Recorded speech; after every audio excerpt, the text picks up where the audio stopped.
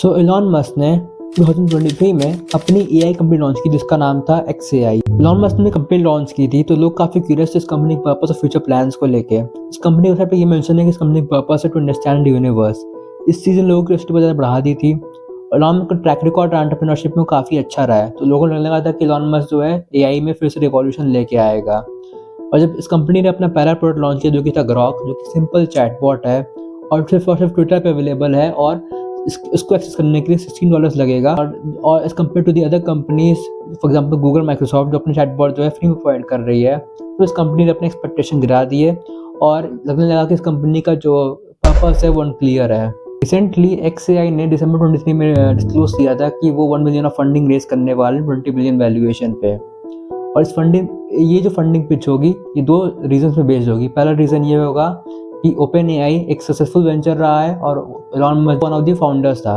और दूसरा ये कि कोई भी इन्वेस्टर XAI में इन्वेस्ट करेगा उसको मस्कोनॉमी का एक्सेस मिल जाएगा, मीन्स कि वो इलॉन मस्क की और कंपनीज में भी इन्वेस्ट कर सकता है। इलॉन मस्क से इस फंडिंग के बारे में पूछा गया तो इलॉन मस्क से सीधे डिनाई कर दिया, बोल दिया कि XAI ऐसी कोई फंडिंग रेज नहीं कर रहा है।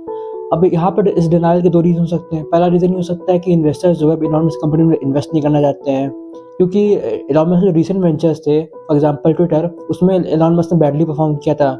इसका तो दूसरा वेंचर है वो है टेस्ला, वो बहुत ज़्यादा कंपटीशन फेस कर रहा है और उसके शेयर्स भी काफ़ी घट गए हैं, इससे इन्वेस्टर्स को काफ़ी लॉस हुआ है। तो इन्वेस्टर जो है इलॉन मस्क में कॉन्फिडेंस नहीं है उनको, इसलिए वो इन्वेस्टर इन्वेस्ट नहीं करना चाहते हैं।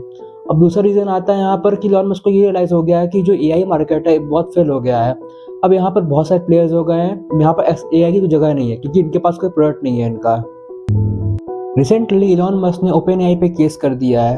अब ये जो केस था वो रिगार्डिंग था कि OpenAI का मिशन जो था, पर्पस था, वो एक्चुअली था कि ह्यूमैनिटी को सर्व करना बिना प्रॉफिट्स के। अब यहाँ पर OpenAI जो है अपने नए प्रोडक्ट्स निकाल रहा है, एक प्रॉफिट मेकिंग मशीन बन गया है। तो इलॉन मस्क का कहना ये था कि OpenAI अपने पर्पस से डेविएट हो गया है। अब ये जो मूव था इलॉन मस्क की तरफ से काफ़ी डम मूव था और यहाँ पर लोगों को इसको काफ़ी क्रिटिसिज्म सहना पड़ा। और यहाँ पर सीधे नज़र आ रहा है कि इलॉन मस्क जेलस है OpenAI से और उसको अपने रास्ते से हटाना चाहता है ताकि वो अपने XAI कंपनी को फॉरवर्ड आ सके। अब यहाँ पर जब इलॉन मस्क ने इतना क्रिटिसिज्म फेस कर लिया तब वो क्या कर रहा है, इस मामले में दबा रहा है। उसने फिर दोबारा एक ट्वीट किया कि अगर OpenAI अपना नाम चेंज कर ले टू क्लोज AI तब वो अपना केस वापस ले लेगा। तो जब इलॉन मस्क के लीगल एक्शन के बाद OpenAI ने ये क्लेम कर लिया कि वो पूरी तरीके से क्लोज्ड है, वो दोबारा ओपन सोर्स नहीं जाने वाले हैं, तब इलॉन मस्क ने यहाँ पर क्या किया, यहाँ पर ये बोल दिया कि ग्रॉक जो है इनका प्लेटफॉर्म वो ओपन सोर्स हो जाएगा।